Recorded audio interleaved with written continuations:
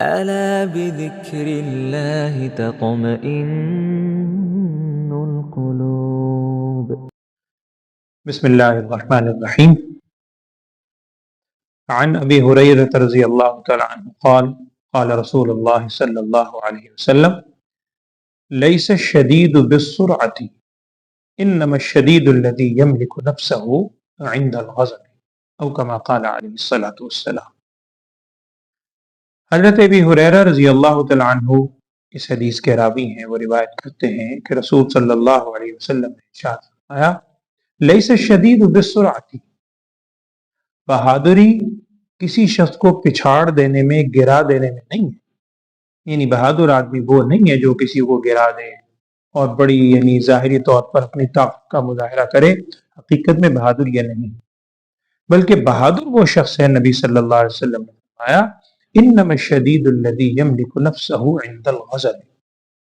بہادر آدمی وہ ہے جو غصے کے وقت میں اپنے نفس کو قابو میں رکھے، اپنے آپ کو قابو میں رکھے، بے قابو نہ ہو.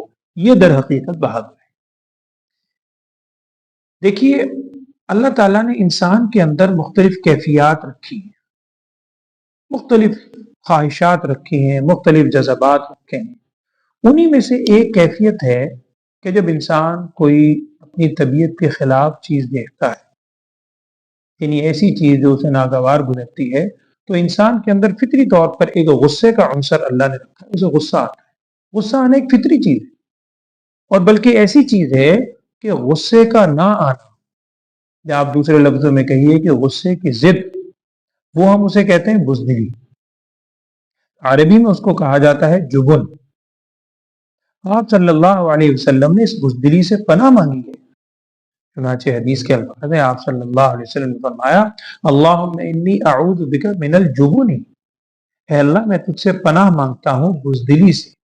لہذا یہ کہنا یا یہ سوچنا کہ جی مجھے غصہ ہی نہ آئے، یہ تو غلط ہے. یہ تو انسان کے اندر ایک طرح سے عیب ہے. اس کو بزدلی کہا جاتا ہے، جس سے نبی صلی اللہ علیہ وسلم پناہ مانگ رہے ہیں.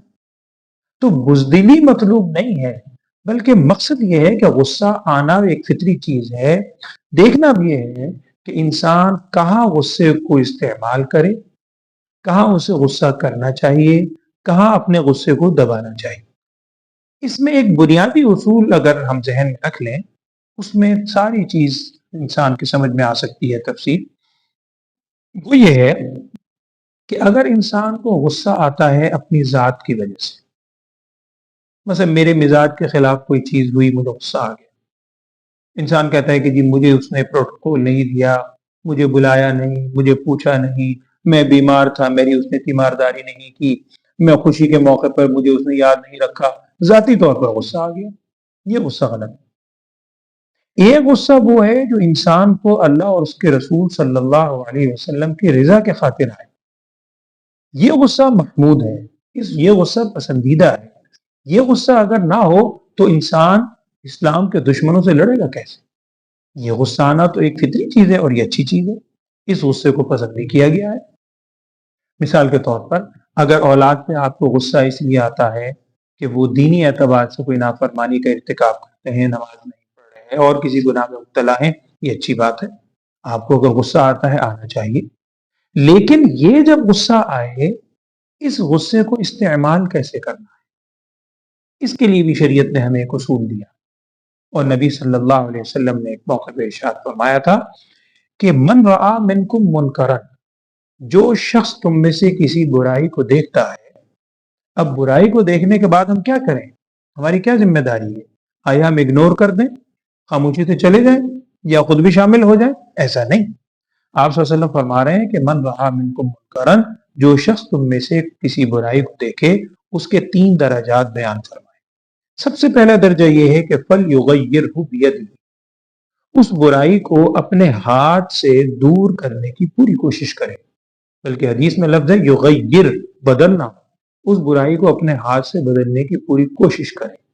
آگے آپ صلی اللہ علیہ وسلم نے فرمایا فَإِن لَمْ يَسْتَطِعْ، اگر اس کی استطاعت اور طاقت نہ ہو، فَبِلِسَانِهِ، پھر اپنے زبان سے روکے.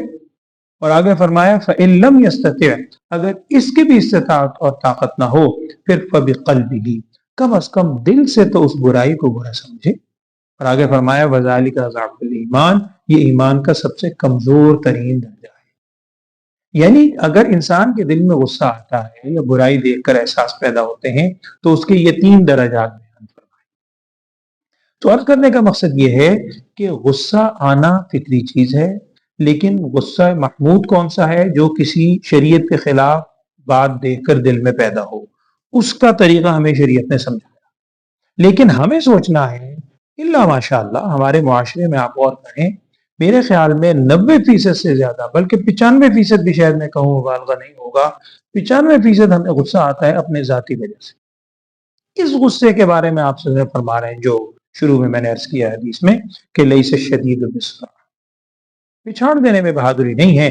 بہادر وہ ہے کہ جو ایسے موقع پر اپنے غصے کو قابو میں رکھتا ہے، اپنے غصے کو قابو میں رکھتا ہے کہ یہ غصہ کرنا ہے یا نہیں کرنا، اور شریعت نے اس کے طریقے میں سکھایا۔ نبی صلی اللہ علیہ وسلم نے حدیث میں فرمایا، ایک حدیث کا مفہوم ہے، آپ صلی اللہ علیہ وسلم نے ارشاد فرمایا جب تم میں سے کسی کو غصہ آئے، اور یہ بے جا غصے کے میں عرض کر رہا ہوں، جس کو ہم محمود نہیں کہہ رہے، مذموم مذمت والا، اپنی ذات کے لیے غیر شرعی باتوں پر غصہ آ رہا ہے، یعنی جس کو شریعت نے محمود سمجھا ہے وہ غصہ نہیں ہے، اس نوعیت کا اگر غصہ آئے تو نبی صلی اللہ علیہ وسلم نے فرمایا ایک حدیث میں، جس کا مفہوم یہ ہے کہ جب تمہیں غصہ آئے تو یاد رکھو یہ غصہ آتا ہے شیطان کے اثر سے، اور شیطان کو اللہ نے پیدا کیا ہے آگ سے، اور آگ کو بجھایا جاتا ہے پانی سے۔ لہذا جب غصہ آئے تو اس شخص کو چاہیے کہ وہ وضو کرے، وضو کرنے سے اس کا غصہ کنٹرول ہو جائے گا۔ اسی طرح ایک حدیث کا مفہوم ہے، آپ صلی اللہ علیہ وسلم نے فرمایا جب تم میں سے کسی کو غصہ آئے، اگر وہ کھڑا ہو تو بیٹھ جائے، بیٹھا ہو تو لیٹ جائے، یعنی اس کی اپنی حالت کو بدل دے۔ اس حالت کو جب وہ بدلے گا تو اس کا غصہ بہت حد تک قابو میں آئے گا۔ آپ صلی اللہ علیہ وسلم نے بہرحال جو ارشاد فرمایا، میں پھر عرض کر دیتا ہوں، لیس الشدید بالسرعہ، بہادری کسی کو پچھاڑ دینے میں نہیں ہے۔ اصل بہادر آدمی وہ ہے کہ جب غصہ اس کو آتا ہے، ذرا سی بات پہ غصہ آتا ہے، تو اس وقت اپنے آپ کو کنٹرول میں رکھے۔ ایک حدیث میں لا حول ولا قوت الا باللہ العلی العظیم پڑھنے کا بھی حکم ہے۔ یہ انسان جملہ پڑھے کیونکہ شیطان بھاگتا ہے، اس سے بھی غصہ انسان کے کنٹرول میں ہو سکتا ہے۔